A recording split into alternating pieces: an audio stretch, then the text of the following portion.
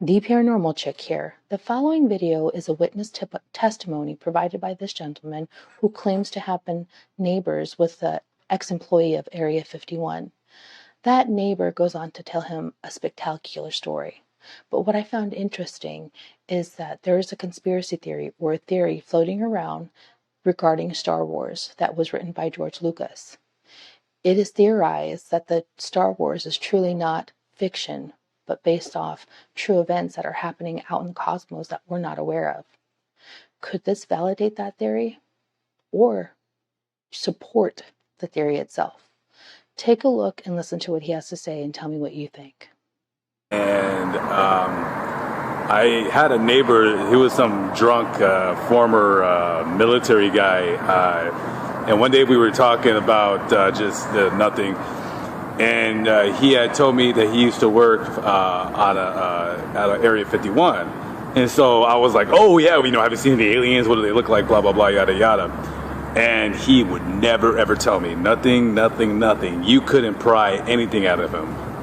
But one night we had a power outage, and like the whole neighborhood was black. You couldn't see anything. So the night sky was like really dark. You could see like a lot of the stars because there was no outside light to drown out the stars. And he was real stinking drunk. I remember this guy used to drink like a half gallon of whiskey every 3 days. So we're just talking and bullshitting, and out of nowhere he goes, hey, you see Orion's belt? And I was like, no, I don't know what the hell it looks like. And he goes, yeah, up there. He goes, you see Orion's belt? He goes, you see how you see two stars that are straight, very, very parallel to each other, and then there's a little star that's slightly adjacent and off to the left. And I said, yeah, I see it, whatever. And he goes, the bad aliens live on that adjacent star. And I looked at him and I'm like, okay, yeah, sure, whatever. And he goes, yeah, no, he goes, I'm serious. He goes, the two stars, that's where the good aliens live. The bad aliens live on that other star. And he said the good aliens look like the traditional grays that we see in magazines, on the internet, with the big head, the big eyes. They're really small and gray. He said the bad aliens are brown colored, very tall, and they smell. I didn't know what the hell he was talking about. So I'm like, yeah, sure. And then I'm like, because I didn't really believe in UFOs then. But he goes, I said, if there's really aliens, I said, how do their UFOs, like, how are they able to travel from that star all the way over here? Because, we're dealing with, rocket engines and stuff like that. And he said that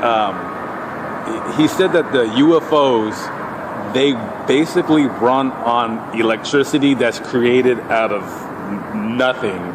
I think he said space.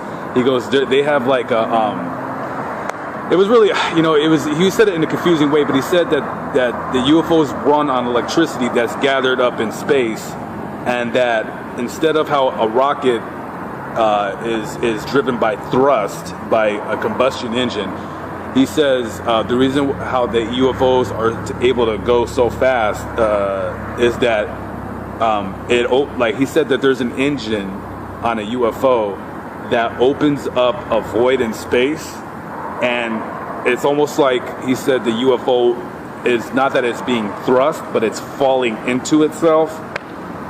I don't know.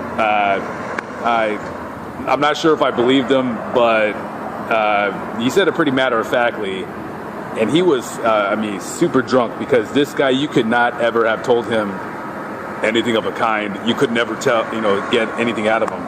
But then he just goes off and says that. So who knows? It could be real. UFOs.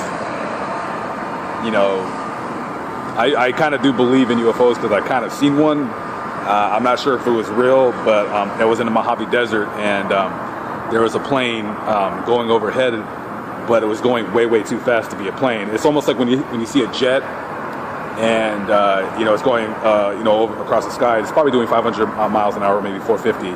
Well, this thing was going like 40 times faster than what a jet would be going up that high in the sky. So I don't know what the hell it was, and who knows? Is it true? Hell if I know. But if any government officials see this, and if this is true, and I let out government secrets, please don't kill me. I don't want to die. I don't know. Maybe I should just keep my mouth shut.